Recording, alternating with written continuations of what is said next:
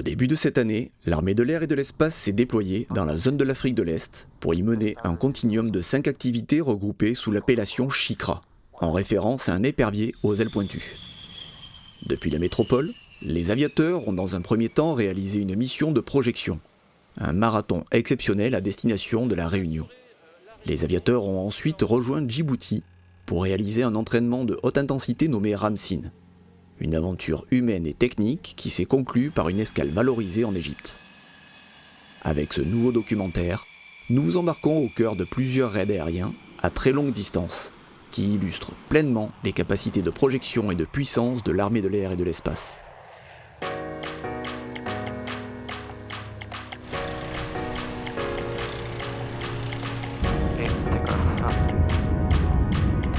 Alors contact Toyota 06598. Contact à gauche.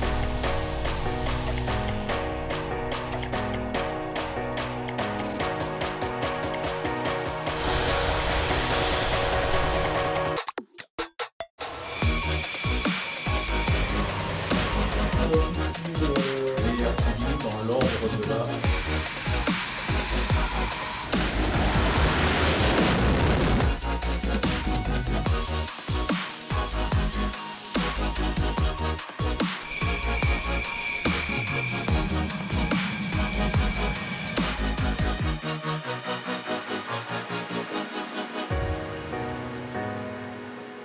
At 5-3, 1.7 full, disconnect right. 1.7, disconnect right, safely. Après 9000 km et 12 heures de vol, 2 Rafales et un A330 Phoenix ont rejoint l'île de la Réunion. Cette première étape éprouvante prouve une fois de plus l'aptitude de l'armée de l'air et de l'espace à se projeter vite et loin. Il faut s'entraîner à le faire pour pouvoir apporter la garantie que nous sommes capables de le faire. Donc c'est la question aussi de la crédibilité de ce type de déploiement longue distance. Nous éprouvons véritablement les équipages et les matériels à leurs limites, mais c'est exactement ce que nous avons fait lors de l'opération Hamilton en Syrie il y a 2 ans et demi aujourd'hui, une mission de près de 10 heures, 10 heures et demie. Donc ce type d'engagement correspond vraiment à ce que nous devons attendre de nos pilotes et nos navigateurs.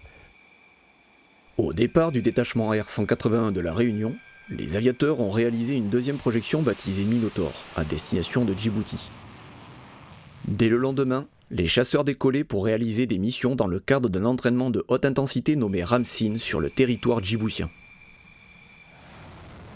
Les équipages arrivent, on commence par des vols de familiarisation pour bien intégrer toutes les contraintes techniques et aéronautiques, donc toutes les contraintes de cet environnement qui est différent, qui est franchement différent, et c'est la raison pour laquelle nous nous projetons.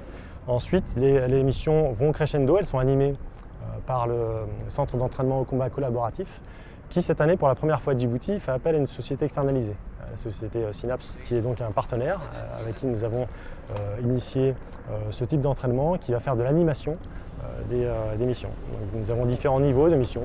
Ça va de la mission simple, intermediate, avec une complexité croissante, ensuite une mission complexe, où vraiment on vise des missions d'entraînement haut du spectre, type entry force. Ça balaye vraiment un panel très large de missions, protection du territoire, protection d'assets, mission de PR, personnel recovery et CISAR. Donc voilà, un panel vaste de missions haut du spectre. Décollage, top. Ça décolle, Mario. Request to skip it for second one. Positive, 2-1 will be target. Pour atteindre les objectifs d'entraînement, l'Airbus, concepteur de la mission, anime toutes les étapes jusqu'au débriefing final. Dans le cadre du scénario prévu ce jour-ci, il prépare les équipages à une opération de recherche et de sauvetage. Je viens de faire le task release, c'est-à-dire que je viens de leur donner la mission. Je n'ai pas donné toutes les informations parce qu'ils doivent les retrouver pendant la planif. Et pendant la journée, on va redonner les informations sur les gens qui se sont éjectés et on va aller les chercher. Ça s'appelle une CISAR ou une personnel recovery. Donc on a un hélicoptère, un vrai, et il y aura vraiment des gens au sol, les équipages qui se sont éjectés dans le scénario d'hier.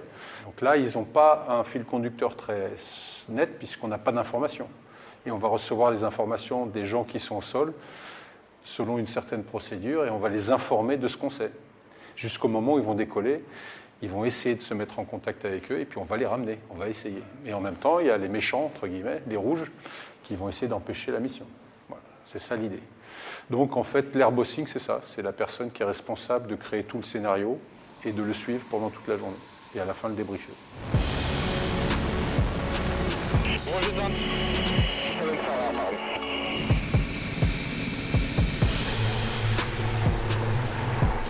Fight zone.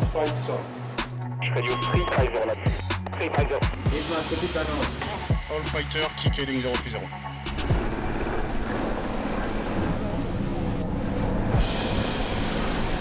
East West Group, Rock 266. Mission très intéressante, écoute, on va voir ce que ça va donner au débriefing, beaucoup de leçons à tirer, mais les survivants sont dans l'hélico là, ils arrivent, donc je pense que c'était une bonne mission. Ces entraînements sont indispensables et garantissent le professionnalisme des équipages en opération extérieure. Alors que nous sommes déployés dans le cadre de la mission Shikra, nous apprenons que les pilotes doivent conduire une mission au profit de l'opération Chamal au Levant. Cette fois-ci, il n'est plus question d'entraînement. La réalité opérationnelle a pris le dessus. On a été informé hier soir qu'il y avait une possible mission de reconnaissance faite par des Rafales entre Djibouti et Al Dhafra. Malgré ce préavis assez court, on a donc pu préparer cette mission et malgré quelques petits aléas ce jour, on a pu donc permettre cette mission de convoyage plus de reconnaissance en convoyant les chasseurs de Djibouti vers Al Dhafra. On aura fait environ 8 heures de vol, de ravitaillement en vol au profit des chasseurs en délivrant environ 20 tonnes de carburant. Alors bien sûr on est entraîné et ce qui nous prépare justement à faire ce style de mission là impromptu et rapide. Mission 6-2, go astern. Et là, panier. 242, go right, shot, 1 aircraft. Target à 12,09.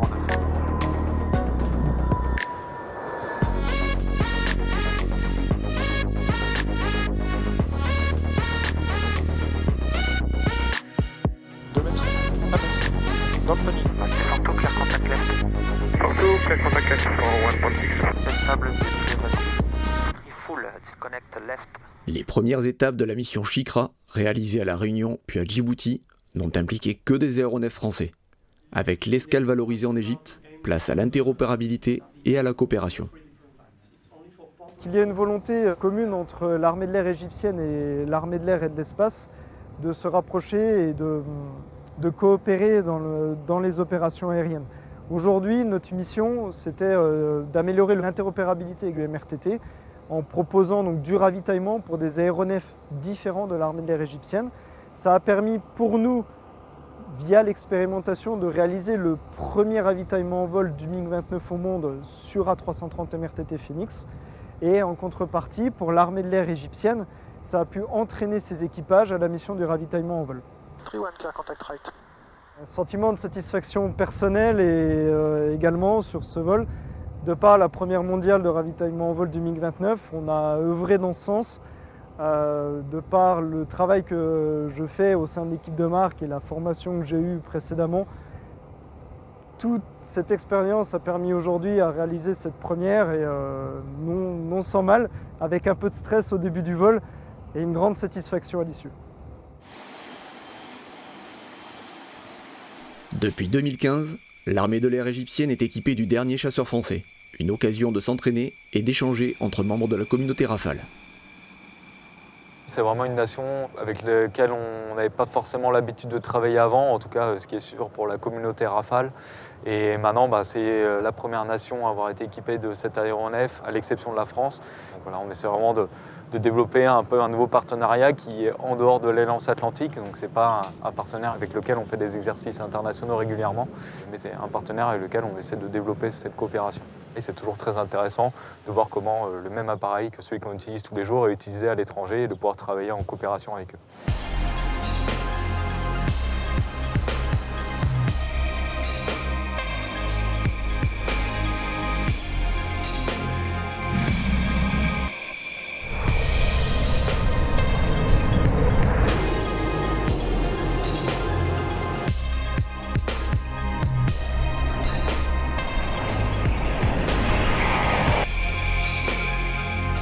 Unfortunately.